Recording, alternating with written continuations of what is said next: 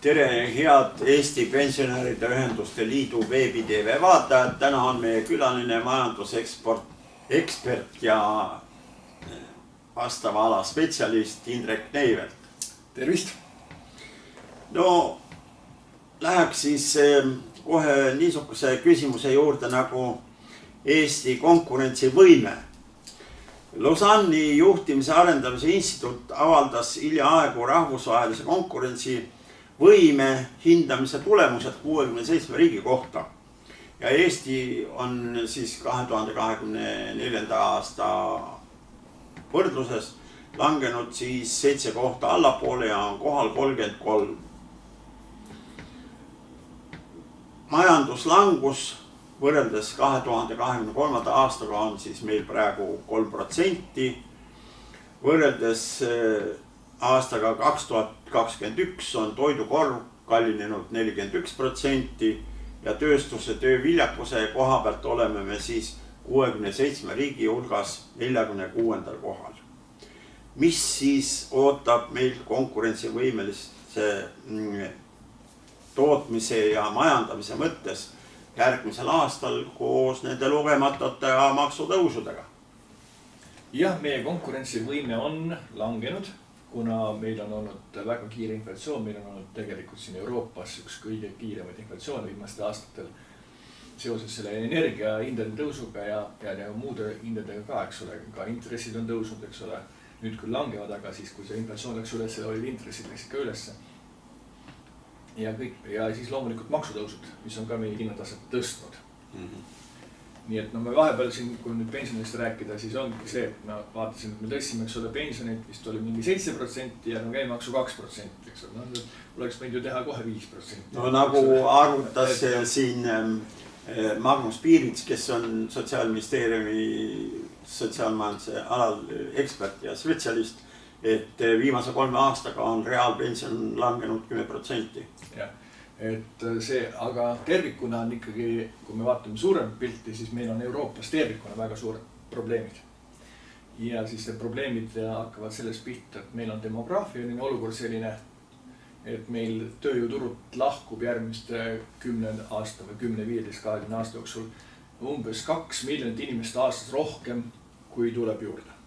Ehk meil on liiga vähe noori, liiga vähe lapsi ja nüüd siis seesama niinimetatud Draghi konkurentsivõime raport ütles seda, et kui meil oleks Euroopa Liidus järgmised 10-15 aastat oleks samasugune tootlikkuse kasv, kui oli viimased 10-15 aastat ja nüüd võtame, et need inimeste arv nagu väheneb, kes töötavad, samal ajal tootlikkus kasvab, kui nende eelduste järgi samamoodi läks edasi nagu on, siis meil oleks 0 kasv.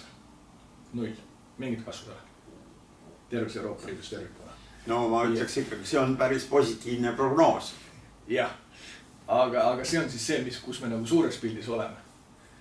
Ja kui me võtame veel ka nagu energiahinnad sinna juurde, mida ka sama raport juhtis tähelepanu, et meil on 2-3 korda kallim energia, kui on Aasias või siis Põhja-Ameerikas, siis meil tegelikult probleemid on palju suuremad Euroopas. Ja üheks võib-olla selliseks indikaatoriks, et kuidas see välja paistab juba täna on see, et võtame siis nagu siin viimastel nädalatel räägitakse Volkswageni tehasest, kes siis plaanib sulgeda oma 10 Saksamaal asuvast tehasest 3. Aga Saksamaa on teatavasti, eks ole, Saksamaa on Euroopa Liidu majanduse mootor. Ja Saksa majanduse omakorda majanduse mootor on autotööstus. See annab üle 15% Saksamaa ekspordist ja 5% SKT Saksamaal. See on väga tõsine arv. Ja seal on täna tõsised probleemid. Saksa autotootjad ei ole konkurentsivõimelised enam, eks ole, võrreldes hiinlastega. Ja annavad vaikselt turgusid ära sealt igalt poolt, eks ole. Ja see on see üks probleem. Ja see järjest tuleb ka nagu meile, aga see ei ole siis nagu mitte ainult autotööstus, aga ka muu masinatööstus vaikselt niimoodi, et hiinlased ja teised õpivad rohkem tööd tegema, eks ole. Enne me konkureerisime Jaapaniga ja Ameerika, kus olid enam-vähem ühesugused kulubaasid olid, aga nendel on kulubaasid palju madalamad. Nende energia nagu on öeldud odavamad, inimeste palgad on madalamad ja nendel on töötajad ka rohkem. eks ole. et see, nemad tõenäoliselt ei räägi sellest, et saaks 4-päevasele töönädalale üle minna või ja nii edasi. Ei ole kuulda. Ei ole, ma ei hiina keelt ei loe, eks ole, aga tõenäoliselt nad seda ei räägi. Ei Ameerikas ega ei ole kuulda. Et selles mõttes see Euroopa olukord ei ole kiita tervikuna. Ja seda tuleb nagu aru saada, et meil ei ole siin midagi erakorralist ja sellega tuleb arvestada. Jah. No millega me siis saame ennast lohutada, et toome neid võõrtöölisi rohkem sisse või hakkame lapsi tegema või keegi hakkab, ma ei ütle, et mina enam hakkaks. Lühiajaliselt saab võib-olla juurde tuua inimesi, aga tegelikult ei ole ka mujal inimesi enam. Et kui me vaatame sündivust, isegi Hiinas ei ole, eks ole, ainult kus on veel sündimus on üle 2,1, mis nagu peetakse nagu minimaalseks, on ainult Aafrikas, Kesk-Aasias ja Indias. Mujal ei midagi. Et mujal inimesi ei ole, selles mõttes, et noor ei ole tuua varsti enam. Ei ole varsti enam midagi. Ei ole, selles mõttes ma olen sellest kusagil kirjutanud ka, et seal 20 aasta pärast umbes seal Aafrika kusagil Savionnis või keegi, siis nad vaatavad, näppivad oma seda telefoni või mida iganes, kus on ilus ekraan, kuhu me siis elama läheme. et mis need pakkumised on. Keeravad seal seda lehti edasi, sest lapsi on nii vähe. Ja igal pool on neid vaja. Sellises 20 aasta vanuseid, 20 aasta pärast on neid igal pool vaja. Aga veel praegu sünnib väga vähe seal. Lõuna-Koreas on juba sündivus on mingi 0,7 pitu last ühe naise kohta. Hullem kui Euroopas. No sa puudutasid just siin seda demograafia küsimust. Meie valitsus on ka asunud sellega tegelema. Tähendab, nüüd siis saime ka meie soovi valitsuselt, et me kooskõlastaks pensioniea tõstmise vastavalt siis keskmise eluea suurenemisel. Nii et aastal 2027 juba arvatakse, et pensioniiga on 65 aastat pluss 1 kuu. Nii et ei saa öelda, et meie valitsus midagi tee. Aga no meil on siin teisi ärksaid institutsioone veel. Nimelt üks meie Riigikogu liige küsis Eesti Pangalt, et kus on võetud need andmed, et meie välisinvesteeringud suurenevad. Helistas mitmele Eesti Panga töötajale ja siis selgus see, et nüüd võetakse välisinvesteeringutena arvele ka Rootsi pankade Eestis saadud kasumid. Jah, see on olnud kogu aeg niimoodi. See on kogu aeg niimoodi olnud. Nii et aga see siiamaani see paistad ilmselt silma, aga nüüd seal viimasel ajal kõik selle Euribori ja kõige muu asjadega üldse hinnatõusuga, eks ole, kasumid suurenesid nii palju, et see paistis nagu silma. No, see võib paistis silma, sest kuna muid investeeringuid suurt ei ole, eks ole, siis see paistab rohkem silma. Noh, sellepärast muid nagu ei olnud lihtsalt. Ja, see kahjuks niimoodi on, et see niimoodi näitab. No aga räägime siis ka kõige põletavamast teemast, riigieelarvest. Ma korra tulen selle demograafia juurde tagasi, et ega meil tegelikult Euroopas tervikuna ei ole sellele midagi vastu panna, et me peab, nagu pensioniga peab nagu kasvama. Ja inimeste tervena elatud aastad kasvavad ja kõik see muu ka, eks ole.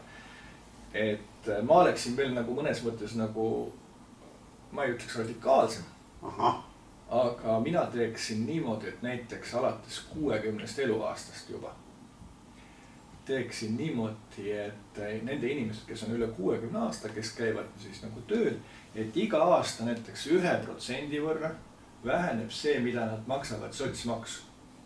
Muide, Jaapanis see süsteem on, et inimesed pensionieas nende pealt ettevõtjad peavad maksma vähem sotsiaalmaksu. Just, et peaks nagu vähem sotsiaalmaksu maksma, et inimesed, kes on siis nagu seal juba, no nad, mina ise olen 57, hakkan ka varsti sinna ikka jõudma, eks ole, et siis, et sa oleksid nagu rohkem konkurentsivõimelisem sellel turul, eks ole, ühelt poolt ja see kaasaks seda ka, et inimesed kas või käiksid nagu ka osakoormusega tööl, kes teeksid tööd. See oleks ka ühiskonnal oleks parem ja ka sellele inimesele endal on parem, kui ta näiteks mingi osakoormusega käib tööl. No meie puhul on see lihtsalt lihtsam motivatsioon, et lihtsalt kuidagi oma kuludega välja tulla. No kuludega välja tulla isegi seda ka, et sa tunned, et sa oled nagu vajalik ikkagi ühiskonnale. Ka see on juba suur asi, et mitte lihtsalt ei istu diivani peal. No ja ootad, kuni nafta tuleb või kuidas see reklaam oli. Ja, et see on nagu, jah, et nüüd selle küsimuse juurde tagasi tulla selle demograafia suhtes, et ma arvan, et see saaks ka maksusüsteemiga siis nagu paremaks teha seda, et oleks, vanemad inimesed oleksid konkurentsivõimelisemad tööjõuturul. Jah, sellepärast me praegu teame kõik, eks ole, et vanemad inimesi tööturul ju diskrimineeritakse, katsu 50 pluss inimene tööle saada, no väga raske. Aga räägime siis ikkagi riigieelarvest. See on praegu väga niisugune aktuaalne teema, et vaata teda kuidas tahad, kas sinna tumeda poole või varju poole või päikese poole ikka läbi ei paista.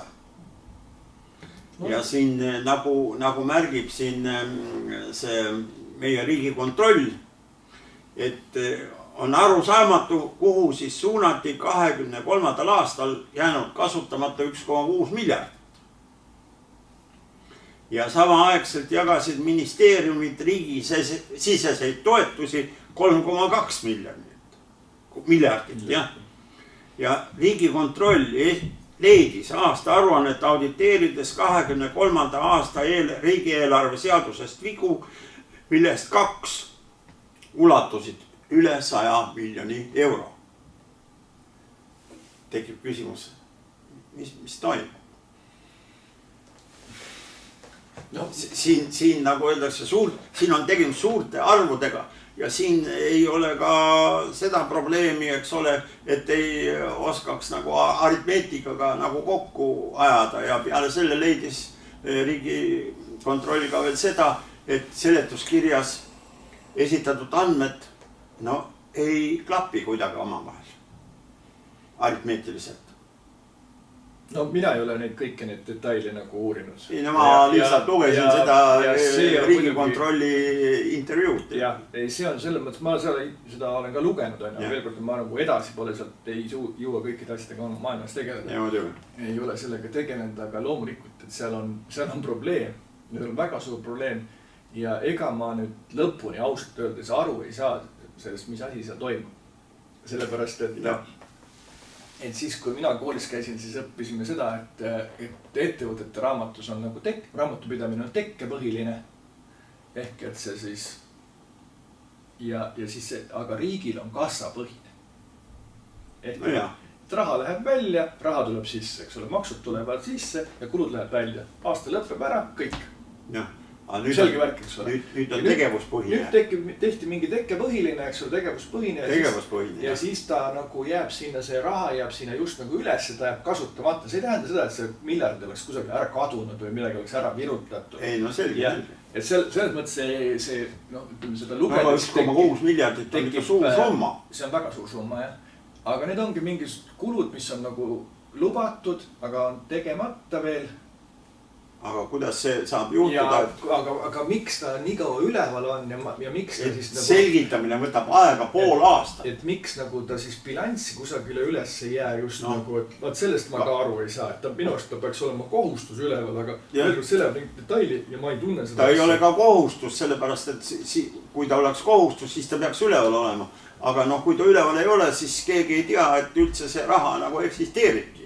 No veel kord, et seal on nagu segane, et seal selgelt tuleks vaja mingisugust nagu värsket seda verd sinna, et kes selle asja korda teeks.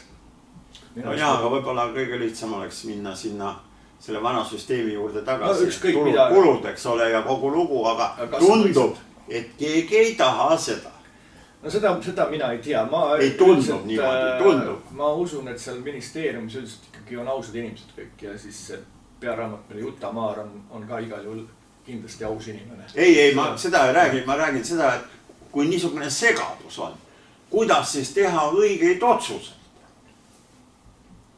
Kui algandmed ei ole olnud õige. Muidugi saa. Aga nad ei ole õige otsust teinud. muidugi siis on nagu see loogiline põhjus, tagajärg seos on olemas. Ma isegi ei tea, kas sellepärast, aga et veel kord, kui nagu tõsta neid erinevaid maksusid, eks ole, ja edasi, et kui sul on probleem on konkurentsivõimega ja sellega, et hinnad on liiga kõrged, eks ole, sellepärast, et on konkurentsivõimega probleem, mida sa siis teed, sa tõstad veel hinnataset. Et see nagu ei ole mõistlik käitumine tegelikult. Ja sellega sa viid tegelikult, et tegitad probleemi omal veel suuremaks teed. Et seda, seal oli mulle midagi uudist, seda ma rääkisin aasta tagasi. Aga võib-olla siis ma ei saa aru, kelle poolt on siis see riigieelarve tasakaalu fetiš. Ei oskagi öelda, kus see on tulnud. Aga no olgu. See on juba siin 30+ aastat juba. Sellest ei saanud aru, et siis... Ei, see tegevuspõhine, see tuli umbes 3-4 aastat tagasi. Mitte varem, jah. No nii, aga siirduks siis ka Rail Balticu juurde. Kah suur projekt meil. Et see on nagu selge, et Euroopa Liidus nagu teadaolevalt teostatakse 20% vedudest ainult raudteel. Ja Eestis on, ma ei kujuta ette, mul ei ole vastavaid andmeid, aga tundub, et see ei ole meil üleüldse konkurentsivõimeline mingil moel. Ja peale selle projekti põhjendustes on sinna sisse arvutatud ka kohalikel liinidel sõitvate reisijate arvud. Ja pole arvestatud ka neid maavarasid, mis meie poolt siis nagu nendesse mullatöödesse ja trassi valmis ehitamisse sinna kulutatakse. No 300 miljonit maksev jaamahoone, mina arvan, et see on nagu ilmne ülepingutus. Meil praegu jaamahoone ka pooleldi kasutamata, pood on seal sees ja niimoodi. Ja ma ei näe ka neid reisijate horde, kes peaksid hakkama sellest uuest jaamahoonest läbi käima. Ja mis mulje jätab üldse Läti suhtumine asjas? No, ma olen ainult meedia tasandil, eks ole, minu arust nad ei saa aru, et kes seda projekti algatas ja milleks seda vaja. Nemad ei saa aru. Ei saa, praegu vist käib nagu süüdlase otsimine, minul on selle tunne, et nad on selles faasis täna, et ega nüüd jah see, aga sellest, mina olen ka sellest üle 5 aasta sellest rääkinud, sellest kogu sellest Rail Balticust ja mina ei ole siiamaani aru saanud, et ütleme veel kord, kui nüüd nagu unustame ära kõik arvud, siis üldiselt on ikkagi meretransport on kõige odavam, kui me räägime kaupadest, suurte kaupade veost, eks ole, midagi investeeringut teha ei ole vaja, ostada nüüd laeva ja sellega läheb mööda jõge ka, eks ole, et kõige odavam. Ja autotranspordiga sa saad kõige paremini niisugused lühemad otsuseid, et kui sa saad ikkagi ühest kohast teise kohale otse välja viia. Et seda nagu ei ole, et ja raudtee transporti on vaja ikkagi ainult suurte koguste viimiseks.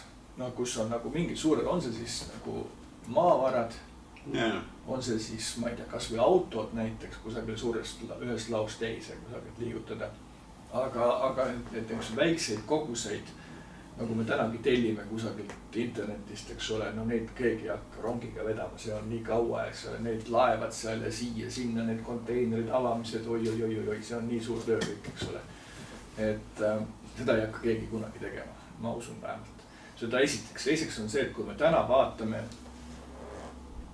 meil on olemas üks raudtee, eks ole, tegelikult meil on ka Pärnusse raudtee olemas, eks ole, aga kui me töökorras on siis Narva ja Tartusse, eks ole, on raudtee ja kui me vaatame seda, et kui näiteks linnulennult istume näiteks seal kusagil, ma ei tea, Aegviidu kandis või Aegviidu ja Paide vahel paneks helikopteri püsti ja vaataks, et paar tundi ja loeks, et mitu autot läheb mööda Tartu maanteed, eks ole, ja mitu rongi läheb mööda siis seda raudteed sealt Tapa juurest ja Aegviidu juurest. Ja siis mõtleme, et kui paljusid neid inimesi seal on, seal raudteel praegult me veame. Ja siis, et mis siis, kuidas siis see maailm hakkab siis 10 aasta pärast olema. Ja tõenäoliselt praegult me me läheme selles suunas, et kõik need, kes on Tallinnast Pärnu suunas sõitnud, teavad, et seal on üks väga tihe on see kõik. Seal ei saa mööda sõita ega midagi, eks ole. Ja 10 aasta pärast, kui siis see raudtee on valmis, siis sõidab paar rongi päevas. Ja tee ei ole ühtegi rida juurde ehitanud me. Raha ei ole. Raha elab kõik rongitee peale. Ja tee on veel rohkem umbes, kui praegult on. Ja siis on seal see raudtee ja siis me ei oska sellega mitte midagi peale hakata. Mis me sellega teeme? Sest tammid on olemas, aga midagi peale ole. Siis me hakkame tõenäoliselt midagi maksustama ja ma ei tea, mida veel tegema, et neid suunata sellesse raudtee üle. Et see on see, mis meil tegelikult praegu juhtub. See on siis, kui me seda neid raudteed vaatame, siis tamme. Aga see 300 miljoniline terminal on jah, selles mõttes on see, praegult on seal, et mina vahepeal käisin Tartus niimoodi, et Ülemisses läksin rongi peale, veetsin auto sinna Parklasse kaubanduskeskuse juurde ja siis seal oli siukene umbes 15 või 20 meetrit pleksiklaasi on see. See on kõik kogu see terminal, mis praegult on ja siis mõtled, et siis see terminal hakkab maksma 300 miljonit ja siis seal kõrval on siis see T1, mis maksis natuke üle 100 miljoni, lihtsalt, et oleks nagu võrreldavad asjad. No olgu see 100 miljonit oli odavam, eks ole, aga ta on ikkagi sama suur hoone umbes kui see T1 hoone, siis põhimõtteliselt maailma ühelt kallimalt arhitektuuribüroo tehtud. Ja. Et jah, nii ta siis... Peaks olema vähemalt hoone, peaks tulema kvaliteetne. Kindlasti tuleb hoone kvaliteetne, selles ma üldse ei kahtle. Aga jah, et kes seal siis nagu käima hakkab ja kas siis on siis nagu neid reisijad, kes tahavad sealt Ülemisselt sõita Papiniidule. Sealt on veel bussiga Pärnusse saada, eks ole. Ja.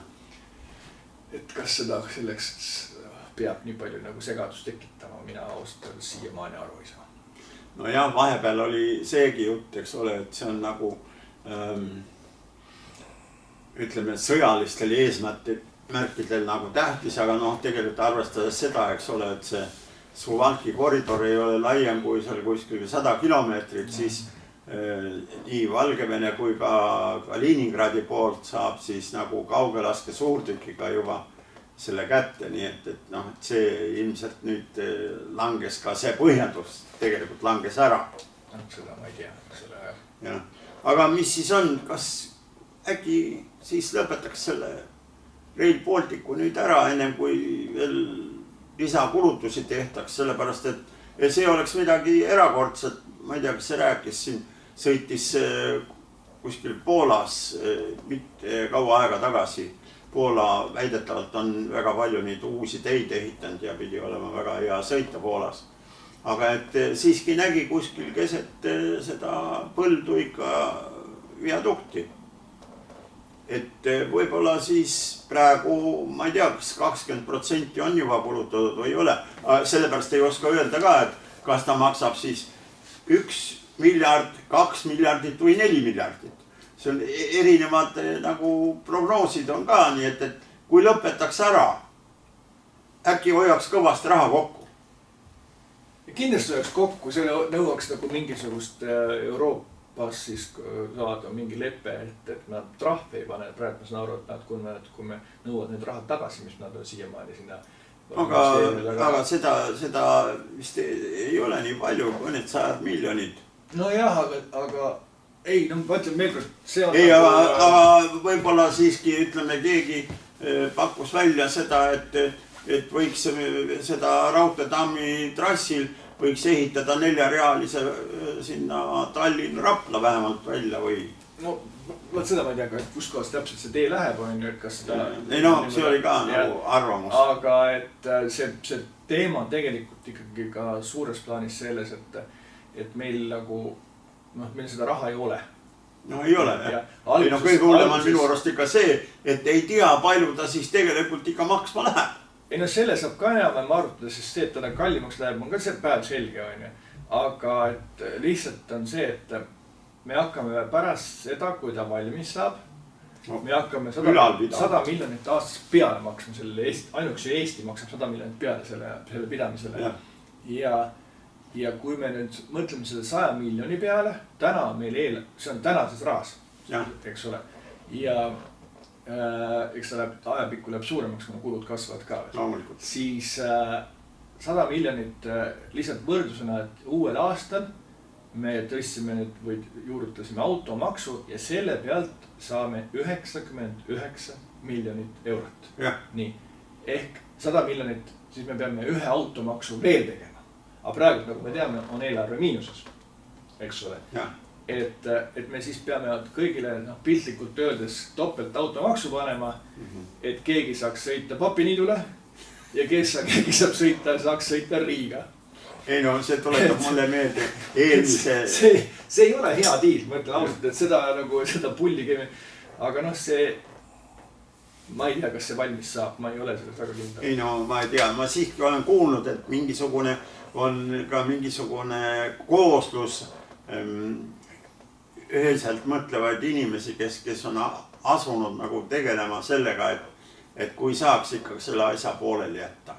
No sellest on küll, aga ma seda ei tea seda, aga veel kord see tundub ikkagi veel kord. Ja see 100 miljonit, mida me peame maksma, see ei ole mitte mingisugused opositsionääride arvutused, eks ole, et kes saada. See oli ametlik seis. See on ametlikud arvutused riigi poolt tehtud. Kindlasti vähendatud. Ja kindlasti tuleb rohkem maksta. Ja kindlasti tuleb rohkem. Inflatsioon on arvastavalt. No inflatsioon ja ka muidu, eks ole, nad tõenäoliselt ka siis nagu ülehindavad. Positiivne. Ja. No aga meil on siin teisi suuri projekte veel, mis Rail Baltic on nagu alustatud, aga siin on mõned, mida ei ole veel alustatud, nagu näiteks meretuulepargid. Mind hämmastab ikkagi see, et ennem kui selle ideega mingil moelgi nagu välja tulla, et ei ole tekkinud või ei tekkinud initsiaatorite hulgas, ükskõik kes siis ka ei ole, ka mingisugust kooskõlastust selle kohta, et palju seda elektrit siis ikka vaja on. No see on jah omaette ooper, see meretuulepargid, et veel kord, mina ei ole energeetika, aga ma midagi aru saan. See ütlen austuseks ära. Ei no mina ei saa sellest aru, et kuidas saab olla niimoodi, et kas on 2 teravatt-tundi või on 4 teravatt-tundi, et no, see nii suur vahe, see tundub nagu lastevärk või... No seal on üldse nii palju neid agasid ja küsimärke, et esiteks on selles, et meil ju tänane tarbimine on umbes 8 teravatt-tundi aastas. Ja vist on Elering, kes prognoosib, et aasta 2035, mis ta oli, 30, et meie tarbimine on 11 teravatt-tundi aastas. Ja siis Kliimaministeerium, kes just nagu peaks muretsema selle kliima pärast ja võitlema kogu aeg see soojenemise pärast, nüüd tuleb 15. Nii. Ja siis kus need tulevad, see 15 tuleb, see ütleb, et meil on nagu sellised projektid on seal, tulevad ja seal vesiniku, eks ole, need ja metanooli tehased ja mis seal kõik tulevad. Nii. Aga siis sa vaatad, et need sama metanooli tehas, eks ole, sellest ka, ta on nagu selgelt liiga suur. Maailma mõistes või Euroopa mõistes on ta liiga suur. Teiseks on seda nõudlust ei ole olemas, seda on mingid suured firmad jätavad oma investeeringud ära. Teiseks on see, et metanooli jaoks on meil liiga kallis elekter. Et seal on, see on üks kõige energiamahukam tootmine tegelikult üldse. Et seda nüüd nagu on palju mõistlikum oleks seda teha kas Soome või Rootsi kusagil sinna Põhja-Rootsi Soome. Aga mina kuskilt lugesin, et UPM, kes on Rootsi suurem tselluloositehast ja paberitootja ja kõigi niisugust asjadega tegeleb, et tema lõpetas selle projekti ära nii Soomes kui ka, neil oli ka Saksamaal ja ka Saksamaal lõpetas selle ära. Paljud on ka see, mul ei tule praegu nimi meelde, üks Taani suur firma, aga see lõpetas selle projekti ära. Et lihtsalt ei ole nõudlust nii suurt kui nagu prognoosi. No jah, ei ole nõudlust puhta selle metanooli järele. No jah, ta... Rohelise, ütleme. No mis ta roheline on, eks ole, aga see on teine teema, mis silt talle juurde panna. Aga tal ei ole nõudlust ei ole sellist. Ja ei tehta nii palju. Ja sealt tuleks juba 1 teravatt-tund. Et mida nagu prognoositakse. Ja neid projekte teised, mis nad seal lubavad, et see tuleb. Et see on nagu, neid on nii palju, mida nagu lubatakse, et kusagil kohe tuleb, anna nüüd odav elekter. Aga me ei saa kunagi nii odavat elektrit kui Soomes, Rootsis. Ehk et siis tekib küsimus, miks peaks olema üks energiamahukas tootmine üldse Eestis, ta võiks olla Soomes, Rootsis, et siin ei ole ühtegi konkurentsieelist.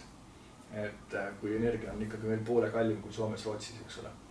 Nii et selle koha pealt on, veel kord vaatame seda jällegi suurt pilti, siis meil on, kui energia on kallis, siis me tegelikult ju kõik oleme palju nagu kokkuhoidlikumalt käitume, kui me käitusime 5 või 10 aastat tagasi. Ja oleme ostnud odavama, ütleme vähem energiat võtvad lambid, paneme rohkem kusutame ära, tulesid ja kõiki, eks ole, ja uued seadmed võtavad vähem elektrit. No auto tuleb, eks ole, kui minnakse rohkem elektriautode peale, mina pean tavalise autoga, aga siis sealt tuleks just nagu suuremat tarbimist, aga muidu üldiselt ikkagi inimesed üritavad vähem tarbida ja kõik seadmed lähevad ka liiguvad selles suunas, et ega prognoosida on väga raske.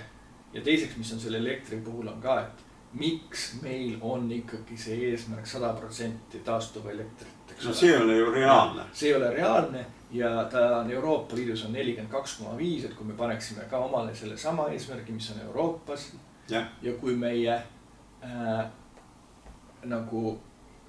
me ei taha nagu siis 100%, aga tahame 42% ja kui me ei arva, et meie 2 korda praktiliselt meie tarbimine kasvab järgmise 10 aasta jooksul, siis me peaksime tuuleparke ehitama 4 korda vähem. Nii. Ja siis toetusi maksma siis ka selle võrra. No, aga muidugi. Et minu arust hakkaks sealt nagu pihta. Et avalikustaks need mudelid kõik. Ja. Minule rääkis üks keegi ka Riigikogu liige, et selles otsuses, mis käsitles just seda meretuuleparkide investeerimist, et seal oli mingisugune niuke rida ka, et kindlustada investoritele mõistlik kasum edaspidi. Nii et see on juba, ütleme, see meie tarbijate raha on juba sinna sisse arvestatud. See on küüniline, jah, põhimõtteliselt on see küüniline, et kuidas nagu tarbijatele või siis kodanikel ei ole õigusi, aga investoril on alati õigus saata õigustatud ootuseks. Jah, õigustatud ootuseks. Kuidas see on, et leping peab olema õigustatud ootuseks. Meie, kui me läheme valimiskasti juurde, siis meil ei ole mingit õigustatud ootust, eks ole. Meil ei kompetseeri midagi. Pärast öeldakse, et lollid olite, uskusite meie juttu. Aga investoril on õigustatud ootus. No jah, aga mis meil siis nüüd teha on? Meil on õigustatud ootus, et võib-olla asi ei lähe nii hulluks, kui praegu tundub. No lootma võib alati, et